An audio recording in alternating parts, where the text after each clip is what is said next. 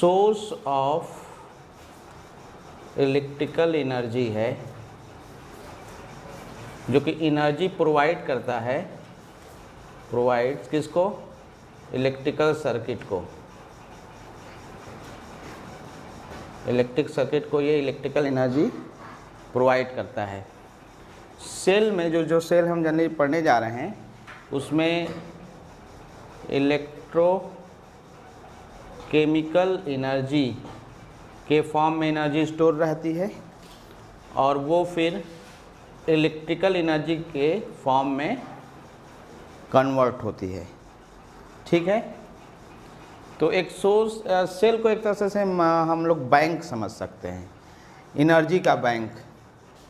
और वो जो एनर्जी है वो हमको सर्किट को प्रोवाइड करता है वो। तो पहली बात ये है कि मान लीजिए कि सबसे सिंपल एक हमने सर्किट ले लिया, एक रजिस्टर, और इसमें हमें करंट फ्लो करा दिया। मान लीजिए करंट फ्लो कराते हैं तो मतलब इसमें इलेक्ट्रिकल एनर्जी डिसिपेट हो रही है। अगर किसी रजिस्टर में, अच्छा ये रजिस्टर क्या है? ये फ़ैन हो सकता है, ये एसी हो सकता है, ये आपका कूलर हो सकता है, रूम हीटर हो सकता है। ये रजिस्टर, इन सारे अप्लायंस को जो इलेक्ट्रिकल एनर्जी कंज्यूम करते हैं उनको हम रजिस्टर से ही शो करते हैं। और अगर उसमें करंट फ्लो करेगी तो वो अप्लायंस रन करेगा, तो हम कहेंगे इसमें इलेक्ट्रिकल एनर्जी डिसिपेट हो रही है। अब जो सोर्स उसको एनर्जी देगा वही हमारा सेल है। तो सेल का जो सिंबल होगा वो आपको पता है कि एक ऐसे है, ये सेल का सिंबल हो गया। ये हायर पोटेंशियल और lower potential plus minus show करेगा। जैसे करंट क्या है? Flow of charge. तो जैसे मान लीजिए पानी का बहाव करना है, हम लोग को प्रेशर डिफरेंस देना होता है, हायर प्रेशर से लो प्रेशर की तरफ कोई चीज़ फ्लो करता है, या ज़्यादा ऊंचाई से कम ऊंचाई की तरफ मास फ्लो करता है। तो जो चार्ज है, पॉजिटिव चार्ज आई मीन, वो हायर पोटेंशियल से लोअर पोटेंशियल की तरफ फ्लो करता है, इसलिए ये इसका एक हायर पोटेंशियल इसका होना ज़रूरी है। ये सेल का सिंबल हो गया। मान लीजिए जनरली सेल एक इलेक्ट्रोलाइट्स होता है और उसमें 2 इलेक्ट्रोड डीप है मान लीजिए, और इसमें कुछ केमिकल रिएक्शन इस तरह होगा कि अपने आप एक टर्मिनल का पोटेंशियल ज़्यादा होगा और दूसरे का कम रहेगा। ठीक है ना, ऐसे होगा। और यहाँ पे हम लोग एक रजिस्टर जो है ये जुड़ा हुआ है और ये करंट प्रोवाइड करेगा। तो इसकी एनर्जी जो इलेक्ट्रोकेमिकल एनर्जी सेल के अंदर है वो इसके अंदर डिसिपेट होगी। क्लियर है? ये एक चीज़ रही। सेल का ईएमएफ क्या है सब पढ़ेंगे। मान लीजिए ये 12 वोल्ट का एक सेल है और हमें 24 या इससे ज़्यादा वोल्टेज चाहिए, तो कई सेलों को हम लोग इस तरह सीरीज़ में जोड़ देते हैं। तो ये तो हमने सीरीज़ में दिख रहा होगा। ये जैसे ये मान लीजिए 12 वोल्ट है, ये 12 वोल्ट है, ये 10 वोल्ट मान लीजिए, तो इसका इक्विवेलेंट कितना हो गया? 34 वोल्ट हो गया। तो ज़्यादातर मान लीजिए सिंगल, अगर ये ग्रुप ऑफ सेल है, ग्रुप ऑफ सेल है ये, और इसी को हम लोग क्या बोलते हैं? बैटरी। बैटरी क्या है? ग्रुप ऑफ सेल्स जो सीरीज़ में होते हैं। तो बैटरी का सिंबल ज़्यादातर ऐसे बना रहता है, ऐसे कुछ। तो ये कई सेल सीरीज़ में हो गया। Is it clear? तो ये तो रहा कि सेल है क्या। एक तरह से सेल, बस बेसिक पहला आइडिया हम लोग ने सीखा अभी कि सेल एक ऐसी डिवाइस है जो इलेक्ट्रिकल एनर्जी देता है। और ये इलेक्ट्रिकल एनर्जी कैसे देता है सर्किट को? Bye running a current through it, current flow करेगा। एक बात और है, सेल के हम सवाल बहुत सारे लगाएंगे, तो एक बात का ख्याल रखेंगे कि सेल की अपनी एनर्जी है, वो धीरे धीरे एनर्जी खर्च करेगा, वो धीरे धीरे एनर्जी खर्च करेगा, और वो आज नहीं कल ख़त्म होना ही है। जैसे आपके पास 10-20 रुपया हो तो खर्च करेंगे, धीरे धीरे ख़त्म ही होगा। तो इसकी एनर्जी जो है वो जब ख़त्म हो जाएगी पूरी, तो हम कहते हैं सेल रन डाउन हो गया। एक वर्ड है रन डाउन, इसका मतलब ये हो गया कि वो पूरा डिस्चार्ज हो गया, उसकी एनर्जी जीरो हो गई। लेकिन एक बात का ख्याल रखना है कि जो जब तक ये, इसको कहेंगे मर गया सेल, ऐसे सोचो मर गया, उठा के हम लोग सेल फेंक देते हैं। तो जब तक वो जिंदा है, जब तक उसके पास एनर्जी, जब तक करंट बहेगा, इस बात का ख्याल रखना है कि उसका जो वोल्टेज है वो कम नहीं होगा, ख़त्म हो जाएगा, लेकिन वो अंत तक में, जैसे आप अपने मोबाइल में देखते होंगे, चार्ज है, 4-5 डंडे हैं, कम होते गए, लेकिन लास्ट तक ये नहीं कि वो धीरे धीरे आपको मोबाइल में दिखता हो कि उसकी लाइटिंग कम होती गई, ऐसा नहीं, वो अचानक ख़त्म हो जाएगा। तो कहने का मतलब सेल की एनर्जी जब लूज होगी तो ये मत सोचिएगा कि इस रजिस्टर में करंट कम होगा, नहीं। जैसे मान लीजिए 12 वोल्ट का है और ये 12 ओम का है, तो कितनी करंट बहेगी? 1 एम्पियर। ये 1 एम्पियर कब तक बहेगी? जब तक ये मर न जाए, रन डाउन ना हो जाए, लास्ट तक। और जैसे रन डाउन होगा ये करंट जीरो हो जाएगी। ये नहीं कि धीरे धीरे एक एम्पियर से धीरे धीरे कम होगा फिर जीरो होगा, नहीं, एकदम लास्ट तक वो वही रहेगा। मतलब उसका जो वोल्टेज है, जिसको ईएमएफ हम कहने वाले हैं, डिफाइन करने वाले हैं, वो वोल्टेज कम नहीं होगा। ये एक सेल के बारे में बेसिक आइडिया हुआ, ठीक। अब सेल करता क्या है ये देखिए। सेल की तुलना हम कैसे कर रहे हैं, ये मान लीजिए एक रजिस्टर है और एक ये सेल है।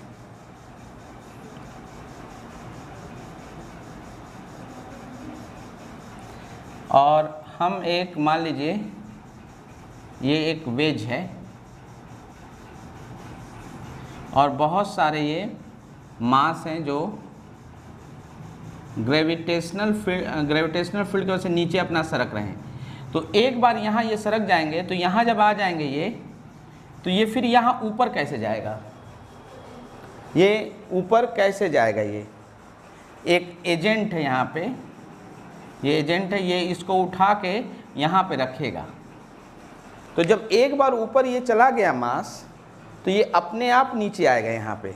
लेकिन जब नीचे आ गया तो उसको पूरा ऊपर ले जाने के लिए आदमी को वर्क करना पड़ेगा। तो ये जो आदमी है ये बैटरी की वाला ही काम कर रहा है।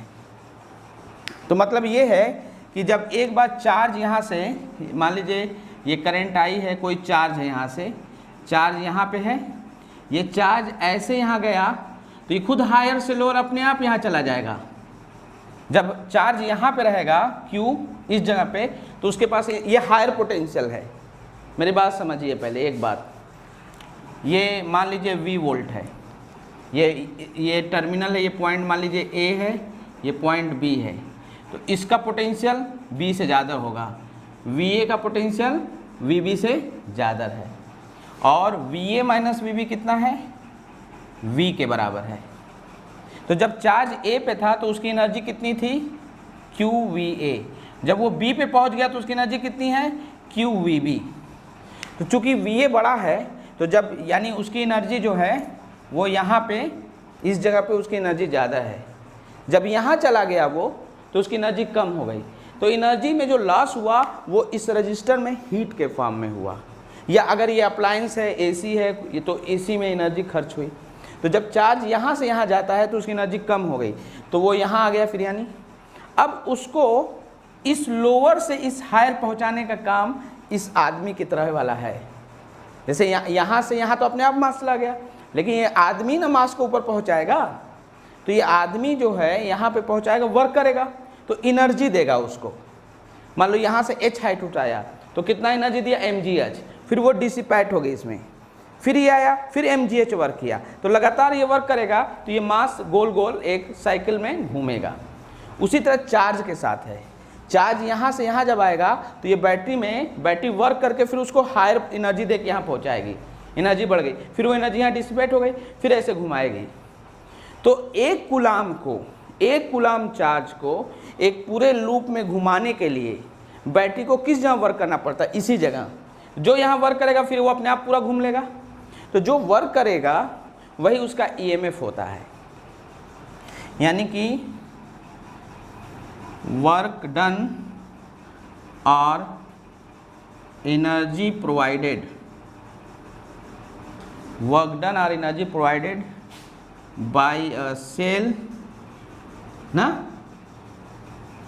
For unit charge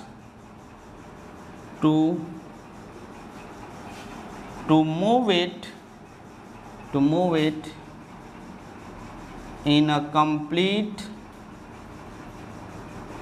loop is called work done energy provided by a cell for unit charge to move it in a complete loop is called its EMF, उसका EMF कहलाएगा। तो मान लीजिए कि 3 कूलाम चार्ज को पूरा घुमाने में अगर 36 जूल वर्क रखा लगा तो 1 कूलाम के लिए कितना लगेगा, 36 जूल बाई 3 कूलाम यानी कि 12 वोल्ट। ठीक। और अगर मान लीजिए DQ चार्ज को, छोटा सा चार्ज है, उसको 1 साइकिल घुमाने के लिए हमें इतना वर्क करना पड़ा तो यूनिट के लिए कितना करना पड़ेगा, dW बाई DQ, ये उसका EMF होगा। तो EMF का जो फार्मूला हो गया वो ये हो गया, energy provided for unit charge पर 1 कंप्लीट लूप, ये ठीक है। तो ये जो हमारा है जूल पर कूलाम या इसी को वोल्ट कहते हैं, ये हम लोग का मेन फार्मूला है। EMF की ये डिफिनीशन हो गई। EMF पढ़ा भी, अब EMF और टर्मिनल वोल्टेज इन सब में डिफरेंस थोड़ा सा पढ़ा जाएगा कि क्या है, और internal resistance of cell, resistance of cell, ये पढ़ना हम लोग को है। देखिए ये हमने एक, मान लीजिए एक सेल बना रहे हैं, इसमें इलेक्ट्रोलाइट्स है और ये इलेक्ट्रोड है, मान लीजिए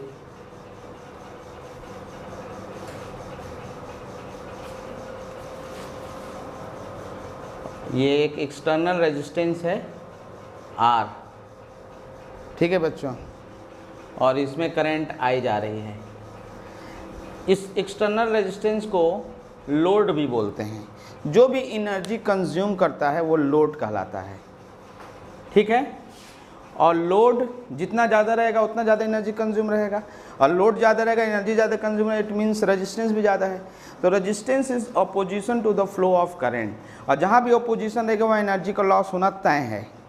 तो जैसे मान लीजिए इसमें करंट जा रही है तो इसमें कुछ ना कुछ रेजिस्टेंस है तो वो एनर्जी लॉस यहाँ होगा, और साथ में ये करंट ऐसे जा रहा है तो करंट फ्लो ऑफ चार्ज है, चार्जेस मूव कर रहे हैं एक्चुअली, तो वही करंट कुछ ऐसे भी तो जाएगा यहाँ से, मतलब इंटरनल भी, तभी तो लूप में बनेगा। इस इलेक्ट्रोड से इस लोग जाए तभी तो जाएगा। ये यहाँ पे जो करंट का डायरेक्शन है ये एज्यूम कर रहे हैं कि जो चार्ज फ्लो कर रहा है वो पॉजिटिव चार्ज है, इवन दो यू नो कि फ्री इलेक्ट्रॉन ही मूव करता है, तो उसका उल्टा ये करंट हम शो करते हैं। तो ये बताइए इसमें कुछ ओपोजिशन है फ्लो ऑफ करंट में, तो उसको हमने R से शो कर लिया, एनर्जी लूज हुई।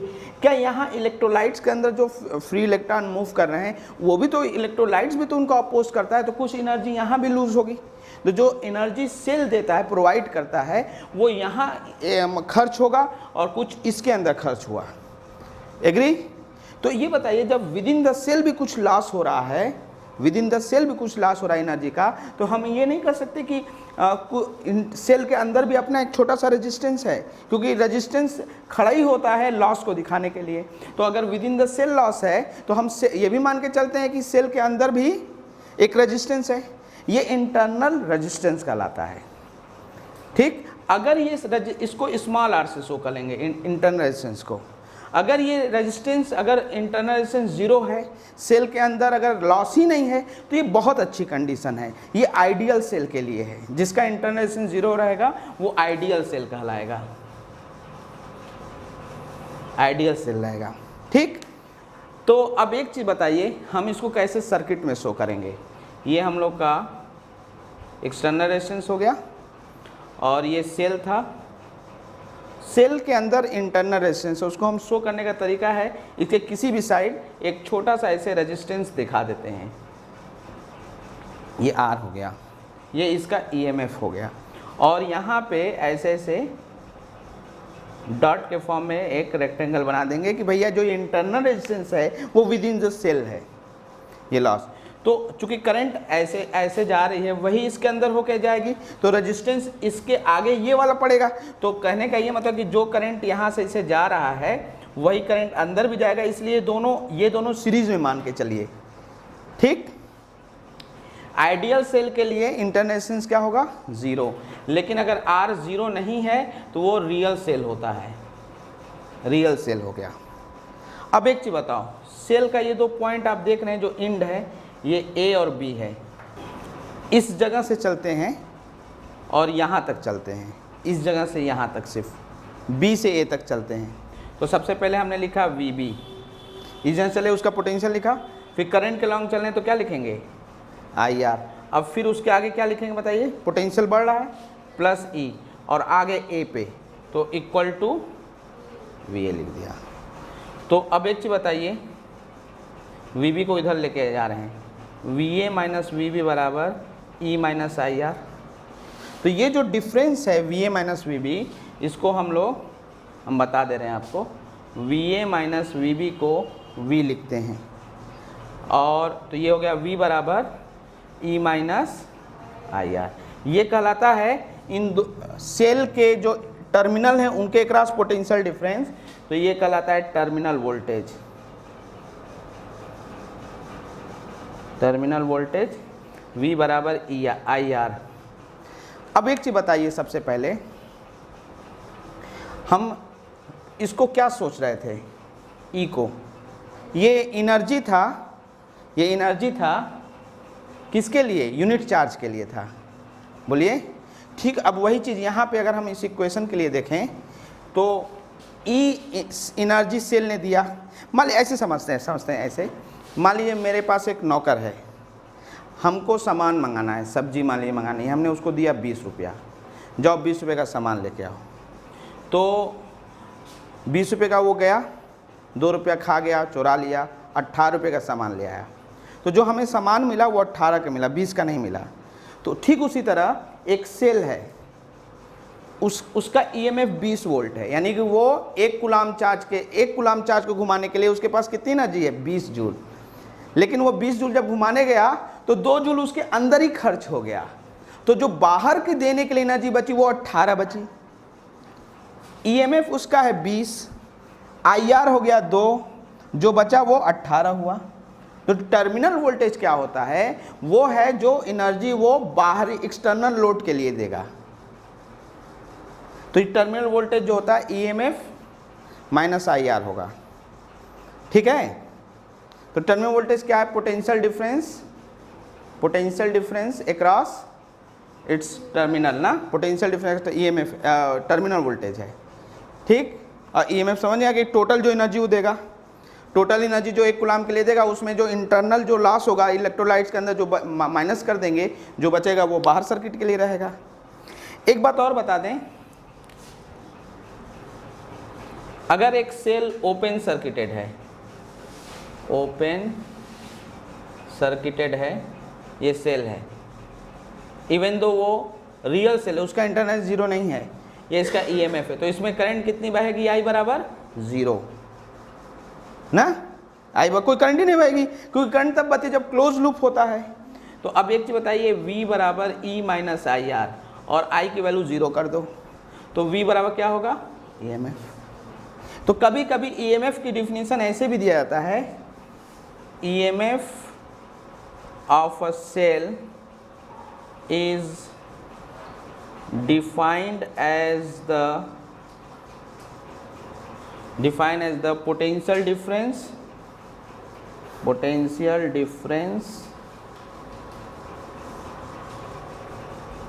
across its terminal when it is open circuited. Open circuited रहेगा, जो पोटेंशियल डिफरेंस होगा, पोटेंशियल वही उसका EMF हो गया। Is it clear? और जब वो क्लोज सर्किट रहेगा तो उसका EMF जो है ज़्यादा रहेगा, टर्मिनल वोल्टेज कम रहेगा, क्योंकि लॉस हो रहा है ना अंदर। क्लियर है ये चीज़?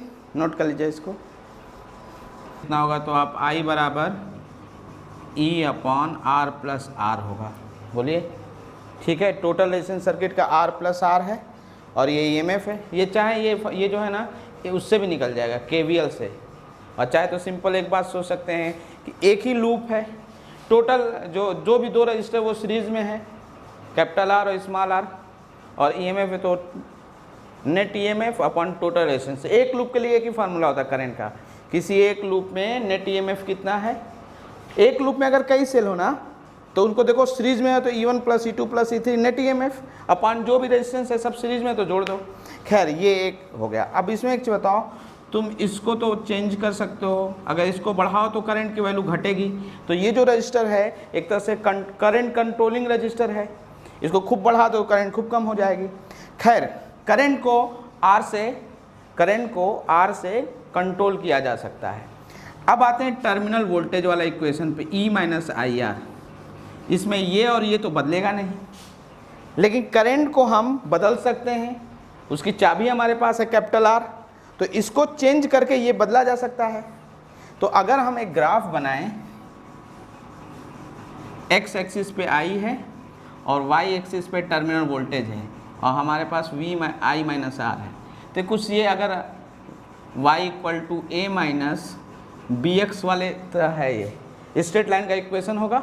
स्लोप माइनस बी यानी माइनस आर है, तो इसका कुछ ग्राफ ऐसे बनेगा। ये इस जगह पे I0 है ना, I0 रखो तो यहाँ पे V बराबर कितना आएगा E, यानी ये E है, और यहाँ पे टर्मिनल वोल्टेज 0 हो गया, तो V की वैल्यू अगर 0 पुट करो तो I बराबर E बाई आर, तो ये E बाई आर है।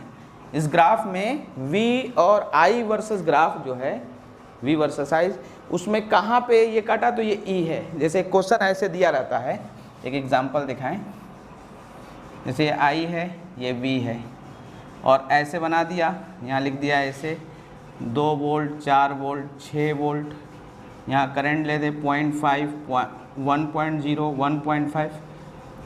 अब कहे कि find internal resistance of cell from this graph. ये क्वेश्चन है, मान लीजिए ये ऐसे बना के एक नंबर के क्वेश्चन में CBSE बोर्ड में बहुत पूछता है। तो आपको पता है कि यहाँ पे EMF होता है, तो EMF की वैल्यू हो गई 6 वोल्ट, और ये जगह जहाँ पे है ये E बाई आर है, तो E बाई आर की वैल्यू है 1.5 और E की वैल्यू ऑलरेडी हम लोग के पास 6 वोल्ट आ गया। 6 बाई आर इक्वल टू 1.5, तो R इक्वल टू 6 कितना हो जाएगा जी 4 ओम, इस तरह रहेगा। तो ये ग्राफ बहुत फेमस है, अक्सर पूछता है, ये याद रखना है, ये इसको नोट कर लीजिए इसको। ये एक सेल है, अगर इस सेल से पॉजिटिव टर्मिनल से ऐसे करंट निकले तो समझिए कि ये सेल जो है, सेल इज प्रोवाइडिंग एनर्जी, या इसी को हम लोग कहते हैं सेल जो है सेल इज डिस्चार्जिंग। ये सेल डिस्चार्ज हो रहा है, लेकिन सेल चार्ज भी तो होता है, सेल को भी तो एनर्जी हम उल्टा दे सकते हैं। उस केस में सेल जो है उसमें करंट ऐसे जाएगी, तो जब करंट इसमें जाएगी तो इसमें एनर्जी स्टोर होगी, समझिए। तो इसको कहते हैं सेल इज चार्जिंग, यानी इस सेल के पास चार्ज इकट्ठा नहीं हो रही, एनर्जी स्टोर हो रहा है। तो ये कब किस केस में होता है उसको मैं एक एग्जांपल से समझाने चाह रहा हूँ। मान लीजिए कि ये एक सेल है और इस सर्किट के एक रजिस्टर से बना दिया, और ये 20 वोल्ट है, ये 8 वोल्ट है मान लीजिए, और ये 4 ओम का एक रजिस्टर है। ये ज़्यादा पोटेंशियल डिफरेंस इसका, इसका कम है। ये कहेगा हमारी करंट ऐसे बहे, ये कहेगा ऐसे बहे, एक ही लूप है, जंग जीतेगा ये, क्योंकि इसका पोटेंशियल ज़्यादा है। तो इसमें करंट जो है ऐसे बहेगी, ऐसे फ्लो करेगी करंट। तो करंट कितनी फ्लो करेगी, क्योंकि अपोजिट पोलैरिटी में है, तो 20 वोल्ट माइनस 8 वोल्ट अपॉन 4 ओम, तो ये हो जाएगी 3 एम्पियर की करंट फ्लो करेगी। बोलिए, तो इसमें 3 एम्पियर की करंट फ्लो कर रही है। तो ये जो 3 एम्पियर करंट फ्लो हो रही है वो इससे इधर से निकल रही है ऐसे। तो ये क्या है, इसके पॉजिटिव टर्मिनल से, जैसे ये वाला केस जो था, इस वाले केस में इसमें करंट, तो ये वाला जो सेल है यानी एनर्जी दे रहा है, तो ये डिस्चार्ज हो रहा है, और इस वाले में करंट जा रही है, तो ये चार्ज हो रहा है, ये एनर्जी अपने अंदर स्टोर कर रहा है, तो ये डिस्चार्ज हो रहा है। तो एक बात तो ये समझ में आई। अब चार्जिंग के कई केसेस हम डिस्चार्जिंग के केस में हमने पढ़ा था, अभी एक थोड़ा देर पहले ही पढ़ा था कि मान लीजिए इसी को बना देते हैं दोबारा। ये मान लीजिए R है, ये A है, ये B है। तो हमने कहा था यहाँ का जो टर्मिनल वोल्टेज होगा V बराबर E माइनस IR होगा, और इस वाले में टर्मिनल वोल्टेज क्या होगा, V बराबर E प्लस IR होगा। अब ये दिखाते हैं कि कैसे आया, क्योंकि इस वाले केस में V जो है E से कम है और इसमें E से ये ज़्यादा है। तो ये KVL से होगा। देखिए एक यहाँ पे एक एग्जांपल से हम समझा रहे हैं। ये एक सेल है, ये इसका इंटरनल रेजिस्टेंस है, करंट ऐसे जा रही है I, ये कह लीजिए A, ये कह लीजिए B। KVL वाला जो हम लोग पढ़े किरचॉफ लॉ, यहाँ से चलिए यहाँ तक, VA minus E minus R, VB पे आ गए, VA माइनस VB बराबर E प्लस IR, और ये क्या है V प्लस IR, बस हो गया। तो जब सेल चार्ज होगा तो उसका टर्मिनल वोल्टेज ज़्यादा होगा, ठीक है ना। ये एक केस हो गया एक। यहाँ से चलो, यहाँ पे लिखेंगे कितना लिखेंगे, प्लस 20, यहाँ क्या लिखेंगे माइनस I इंटू 4 है। अब यहाँ से आओ, फिर क्या लिखेंगे माइनस 8 लिखेंगे ना, हायर से लोअर गए और फिर वापस आ गए यहाँ पे, ये हो गया। और दोनों करंट ऐसे ही भेजेंगे, दोनों सपोर्ट कर रहे हैं, दोनों ये, इसका भी यही डायरेक्शन, तो ये जुड़ जाएगा। और जब ऐसे रहेंगे और एक उसका दुश्मन है, ये करंट इधर भेजना चाह रहा है, इधर भेजा है, तो माइनस नहीं लगेगा। ठीक उसी तरह से जैसे दो से उस पर एक फोर्स इधर लगा, एक फोर्स इधर लगा। रिकॉर्ड मत करना डियर जी। देखिए लिखिए, cell are combine in generally 3 ways, in 3 ways। पहला जो इसका है सीरीज कॉम्बिनेशन ऑफ सेल, दूसरा पैरेलल कॉम्बिनेशन ऑफ सेल, तीसरा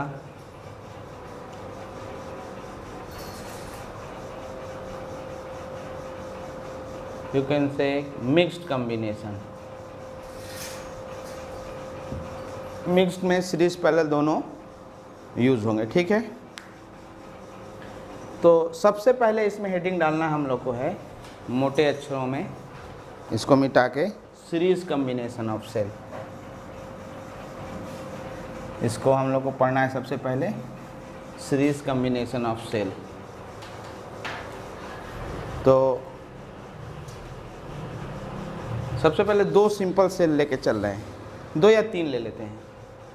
ये एक सेल, तो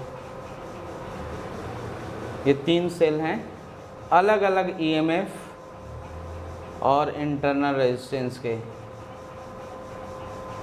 और ये कोई एक एक्सटर्नल लोड R को करंट प्रोवाइड करेंगे।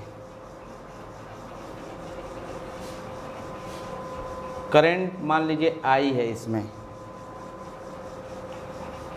तो इन 3 सेल का हम एक इक्विवेलेंट सेल की बात करेंगे।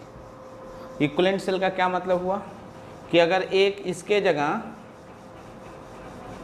एक इक्विवेलेंट EMF और इक्विवेलेंट रेजिस्टेंस, ये एक सेल हो गया भाई, रियल सेल है नो डाउट, उसमें इंटरनल रेजिस्टेंस तो होगा ही, और ये वही सेम एक्सटर्नल रेजिस्टेंस है। अगर इसमें अभी भी वही करंट फ्लो करे जो ये तीनों मिलके, और उतना ही करंट ये अकेला दे रहा है, तो ये एक्सटर्नल रेजिस्टेंस को सेम एनर्जी मिल रही है, सेम करंट मिल रही है। तो ये इन तीनों सेल के ग्रुप का जो कि सीरीज में है, वो ये इक्विवेलेंट सेल कहलाएगा। ये सीरीज में इसलिए है कि सब में सेम करंट फ्लो करेगी, है ना जी, सेम करंट जाएगी ये। एक के बाद एक क्रम में एकदम सीधे जोड़ देते हैं। तो हमें पता लगाना है कि इन तीनों सीरीज जो तीनों सेल हैं उसका जो इक्विवेलेंट सेल है ये, वो उसका ईएमएफ कितना होगा, इंटरनेशन कितना होगा, ये निकालना हमें। केवीएल सही लगेगा इसमें? केवीएल से अगर मान लीजिए हम केवीएल लगाएं इसमें तो कैसे लगेगा? इस जगह से चलते हैं मान लीजिए, तो हम लिखेंगे IR3 प्लस E3 फिर minus IR2 plus E2 minus IR1 plus E1 minus I capital R बराबर 0।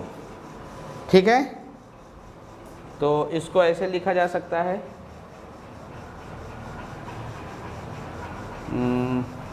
E1 plus E2 plus E3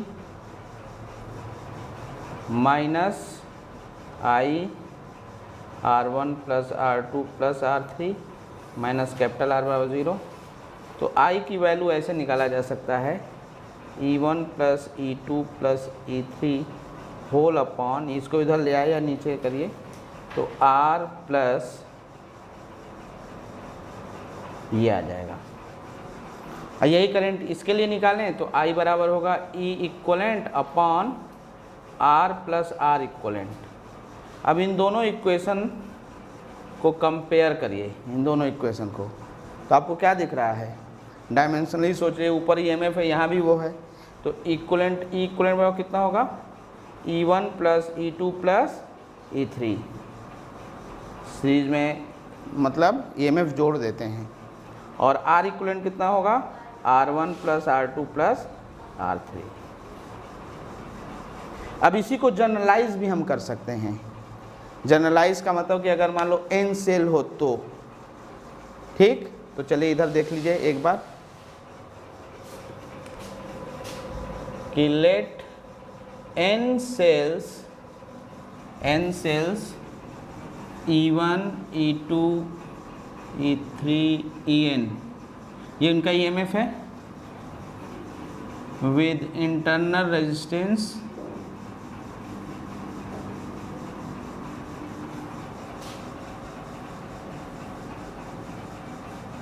R1 R2 Rn be in series, ये सीरीज़ में है, तो इनका इक्वलेंट होगा E1 प्लस E2 En, सबका हम जोड़ देंगे ये, और R इक्वलेंट कितना होगा? R1 R2 Rn, ये हो जाएगा। एक बात और है, सुन लीजिए, एक चीज़ नोट में करके हम बता देना चाह रहे हैं, इसको रुक जाइए एक मिनट, देखिए वर्ष हो गए। जैसे एक सेल ये है, ये इंटरनल रेजिस्टेंस R1 है, ये E1 है, ठीक है बच्चा, और ये दूसरा सेल है, ये R2 है, ये E2 है। तीसरे की पोलैरिटी मान लीजिए हमने बदल दिए कुछ ऐसे, ये R3 E3 है। अब गौर से देखो, इन तीनों के जगह हम एक सेल लिखना बनाना चाह रहे हैं, और उसका पॉजिटिव टर्मिनल जो है ये R इक्वलेंट है, ये E इक्वलेंट है, ये पहले पॉजिटिव है, इसका भी पॉजिटिव, मतलब हायर पोटेंशियल है ये, तो ये तो इसका E इक्वलेंट जो होगा E1 plus E2 minus E3 हो जाएगा, क्योंकि ये पोलैरिटी रिवर्स हो गया। ये ऑटोमेटिक इस इक्वेशन में करेंगे तो यहाँ माइनस I3 आ जाएगा, ठीक है। तो यहाँ पे अच्छा, लेकिन R इक्वलेंट में चूँकि रेजिस्टेंस चाहे ऐसे जोड़ो चाहे पलट के जोड़ो, रेजिस्टेंस तो total opposition to the flow of current है, तो रेजिस्टेंस हमेशा जुड़ेंगे ही, R1 plus R2 plus R3 होगा। ये बात समझ आई? इसको हम ऐसे रिप्लेस करेंगे। एक बात और समझाना चाह रहे हैं, अगर इसकी पोलैरिटी हम उल्टा बनाते, मतलब इस सेल के जगह अगर हम इन तीनों सेल के जगह ऐसे रिप्लेस करना होता, E इक्वलेंट R इक्वलेंट, तो R इक्वलेंट का फार्मूला तो अभी भी वही रहेगा, क्या बोलो? R1 plus R2 plus R3, लेकिन अब ये पोलैरिटी में ये पॉजिटिव रहेगा, तो ये इसका एक वैल्यू हो जाएगी E3 minus E1 minus E2।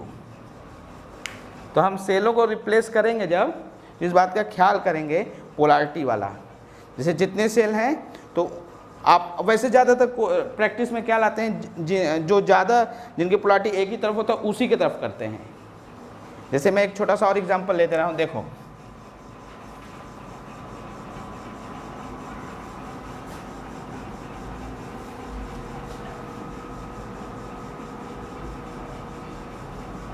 8 volt, 12 volt, 2 volt, 3 volt, 1 ओम, 1 ओम, 1 ओम, 1 ओम।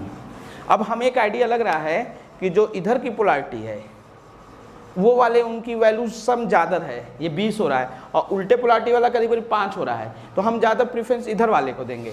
तो इसको जब रिप्लेस करेंगे तो हम ऐसे बनाएंगे। तो बताओ ये क्या होगा इसका इक्वलेंट? 8 + 12 - 2 - 3, और R इक्वलेंट तो वही रहेगा, तो हमेशा जुड़ जाएंगे। 1 1 1 4 बार हैं, 4 ओम हो गया। ये कितना हो जाएगा? 20 15 वोल्ट। तो इन चारों को रिप्लेस करेंगे इतने से, ठीक है।